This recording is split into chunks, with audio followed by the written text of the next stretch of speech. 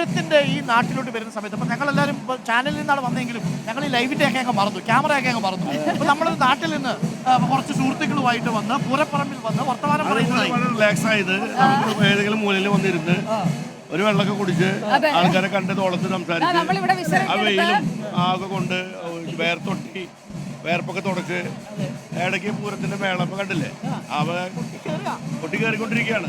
ആ പാണ്ടിവേളം, ആ പാണ്ടിവേളം കൊട്ടുമ്പോ താളം പിടിക്കുമ്പോ ശ്രദ്ധിച്ചില്ലെങ്കിൽ കൊന്നിക്കടി കിട്ടും.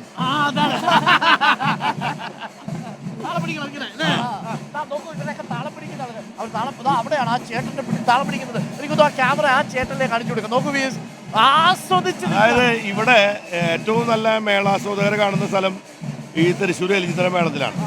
പിന്നെ ഏറ്റവും നല്ല മേളാസ്വാദകരെ കാണുന്ന സ്ഥലം നമ്മുടെ പിന്നെ പെരുവനം ക്ഷേത്രത്തിന്റെ മുമ്പിലുള്ള മേളത്തിലാണ് ഏറ്റവും ആസ്വാദകരുണ്ടാവുക. ഈ വനിതകള് പണ്ടത്തെ പോലെയല്ല, അവര് കൃത്യമായി അവര് താളത്തിന് എണ്ണം പിടിച്ച് താളം പിടിക്കും.